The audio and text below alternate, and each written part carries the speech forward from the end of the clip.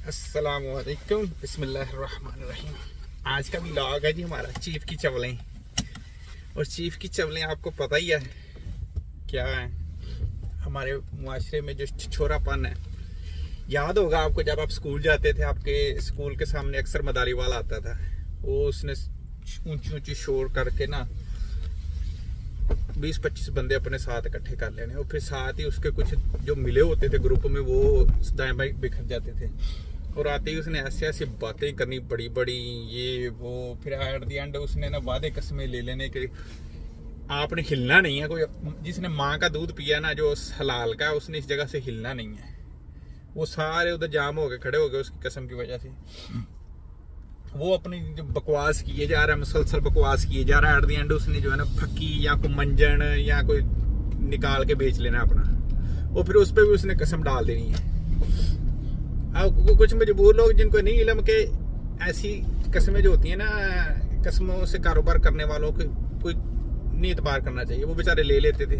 इसी तरह का हमारे चीफ साहब हैं, जब ये नए नए चीफ सेलेक्ट होने वाले थे ना, पार्लियामेंट में गए जरदारी माफिया और नवाज शरीफ माफिया के साथ बैठे, तभी पता चल गया था ये छिछोरा आदमी है। इसमें शक ही कोई नहीं था, इसकी हरकतें। और फिर इसने छिछोरापन तब दिखाया जब ओथ हो रही थी अपनी वाइफ को साथ लेके आया, उस वाइफ को जिसके नाम पे सारे एहसासे बनाए हुए हैं बेटों बच्चों के नाम पे, और इसको पता नहीं चला। जैसे चीफ साहब सिलेक्ट हुए, वो पूरे सुप्रीम कोर्ट में थड़थल्ली मचेगी, कैमरे लग रहे हैं, ये हो रहा फलां हो रहा, पता नहीं कौन सा जो है ना नया एटम बम गिरने वाला। चीफ साहब जो है ना लाइव स्ट्रीमिंग किया करेंगे हर केस की। और केस की स्ट्रीमिंग देने के बाद, देखने के बाद पता चल गया था कि ये वही फक्की वाला जो स्कूल के सामने मिलता था। इस तरह की इन लॉजिकल बातें करता है ये बंदा।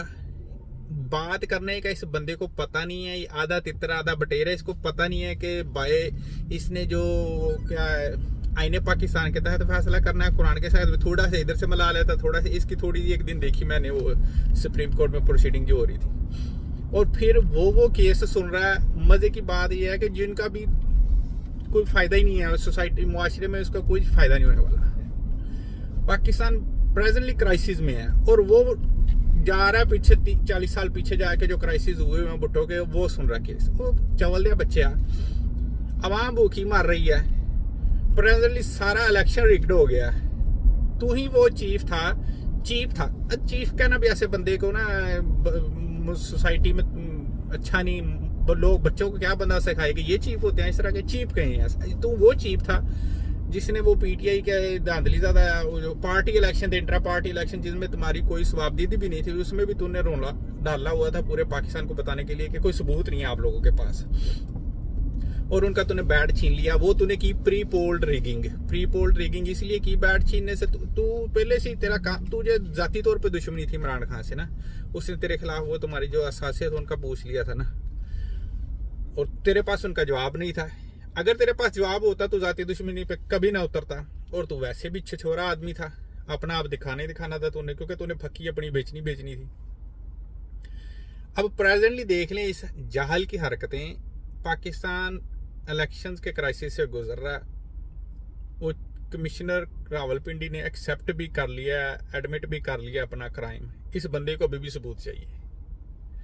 ये वो बंदा है, अगर किसी जो है ना मुर्दे का केस आ जाए ना, किसी कत्ल का इसके पास, तो ये कहेगा जो मरा है ना उसको उठा के पूछें कि इसको किसने मारा है। मैं दूसरे की किसी की बात पे यकीन नहीं करता। और चीफ चवल, तुझे इस बात की कौन बताए, कौन समझाए कि तू जो बातें करता है ना वो लॉजिक नहीं है उनमें कोई टके का लॉजिक नहीं है। और तू भी एक टके का बंदा नहीं है। टका भी खैर हमारे रुपये से बहुत अच्छा है, तू तो 1 रुपये का बंदा नहीं है। तेरी जो हरकतें हैं ना, तू ये साबित क्या करना चाह रहा है मुआशरे को कि मुआशरा बेवकूफ़ है, या लोगों को पता नहीं चलता है। तुम्हारी एक एक हरकत का लोगों को पता चल रहा है। लोग मजबूर हैं, लोग कसमा पुरसी की जिंदगी जी रहे हैं। लोगों के हालात ऐसे नहीं है कि तुम्हें छितर मारें। तो उनका बस चले ना, तुम्हें चौक में खड़ा करके सारा दिन फी कस 5 छितर मरवाए जाए। और लोगों को तुम जैसे जुहाला ने इकट्ठे होके इस नहज पे पहुंचा दिया कि उनका पेट नहीं भरने के लाले पड़े हुए। उनको अपने तो वो बेचारे बर्दाश्त कर लें, उनको छोटे बच्चों का पेट भरने के लाले पड़े हुए हैं। और तू जो आधा तितर आधा बटेरा ना, तेरे जैसे ही होते हैं जिनके जाती मफादात होते हैं। अब जो तूने किया सुप्रीम कोर्ट में जो फैसला किया है, तुझे इस्लाम का भी नहीं पता, तुझे कानून का भी नहीं पता, तू चीफ ही निकला, तू चीफ है ही नहीं था, तू सिर्फ कंप्रोमाइज्ड बाइज्ड पर्सन था जिसको मफादात की खातर तेरे बड़ों ने ला के बैठा दिया पाकिस्तान पे। उनको जो चाहिए था उन्होंने वो ले लिया, उनको इलेक्शन चाहिए थे उन्होंने ले लिए, और तेरी यही औकात थी। तो अब जो प्रोसीडिंग इसने की है, जो केस का इसने फैसला सुनाया है वो कादियानियों के बारे में, इस बंदे को यही नहीं पता कि कादियानी खुद को मुस्लिम क्लेम करते हैं। अगर वो खुद को कादियानी क्लेम करें तो वो नॉन मुस्लिम है। नॉन मुस्लिम होने के नाते उनका राइट है वो जो मर्जी करें, अपने आप को नॉन मुस्लिम कहें। वो खुद को जब मुसलमान कहते हैं तो फिर मुसलमान होने के नाते इस्लाम में एक ही किताब है, एक ही नबी है, आखिरी नबी हैं जो अल्लाह के, उस पर ईमान लाना ज़रूरी है। उसके बाद जो जिसका कोई और नबी है वो मुसलमान नहीं है। पहले तो तू अपने जो ना ये अपनी हरकतें करनी को थोड़ा सा सीख ले किसी से। अगर तुझको नहीं पता, करप्शन ने या जहालत ने तेरा दिमाग बांधा हुआ है, तो किसी दूसरे से मशवरा ले लिया कर। तेरी ऐसी घटिया हरकतों की वजह से ना इंडिया के चीफ जस्टिस ने कहा था ना तो तू काजी है और ना तुझसे किसी को फाइज है। ये बात सच्ची है, तू काजी भी नहीं है और फाइज भी नहीं है, ना तुझसे किसी को फाइज मिलेगा। तेरे जैसे जुहाला जो है ना दज्जाली सिस्टम का बेहतरीन मोहरा होते हैं, जिनको जाती मफादात की खातर टुकड़े डाले जाते हैं और उनसे मनपसंद काम लिए जाते हैं।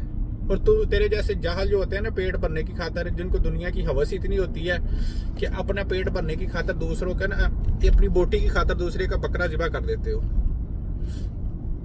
जहल आदमी, ऐसे लोगों को पता नहीं हंसी भी आती है और दुख भी होता है कि अब पता चलता है कि पाकिस्तान का बेड़ा गर्क ऐसे ही नहीं हुआ। पाकिस्तान का बेड़ा गर्क करने के लिए इनको इतने सस्ते और चीप लोगों को बड़े बड़े ओहदों पे बैठाना पड़ा ताकि उनसे अपनी मर्जी के फैसले करवाए जा सके। अब बंदा इस पे क्या कहे यार, क्या कहे। एक यकीन करें आम पढ़े लिखे वकील को, जिसको थोड़ी सी सेंस हो ना, जो आम प्रैक्टिस करता हो किसी आम अदालत में, किसी लोकल कचहरी में, उस बंदे के पास नॉलेज इससे कहीं ज्यादा होगा। वो क्यों नहीं आगे बढ़ सकता? क्योंकि ताल्लुकात नहीं है, पैसा नहीं है, अपना बेचना नहीं है, उसके लिए नहीं चांसेस। ऐसे जो जहल होते हैं जो ना वकालत में इन्होंने बी ग्रेड लिया होता है पास करने के लिए, वो भी नकल लगा के किसी के पास हो जाते हैं। जब पास हो जाते हैं तो फिर इनके पास ऑप्शंस होती हैं, इन्होंने रास्ता शॉर्टकट ढूंढना होता है, किसी भी तरह ना शॉर्टकट करके ये किसी मंजिल पे पहुंच जाए। मंजिल पे पहुंचने के बाद इनका कोई मकसद नहीं होता। इनकी जो शुरू में गैरत मरी होती है ना, आखिर तक मरी जाती है गैरत। इनको बिल्कुल सेंसेबल बात करना इनके लिए हराम होता है। अब इसके जो जितनी भी प्रोसीडिंग आपने टीवी पे देखी हैं, उनको दोबारा रिपीट कर करके देख लें, सिवाय इस बात, इस बंदे को एक दो जुमले कंप्लीट और तसलसल के साथ, रवानी के साथ नहीं कहने आते। इसको इंग्लिश में बोलने का बहुत शौक है, और इंग्लिश जब बोलता है ना वो भी इसकी फंस जाती है, इसके कहीं टी फंस गया, कहीं इसके एल फंस गया, और रुका रहता है वो इस।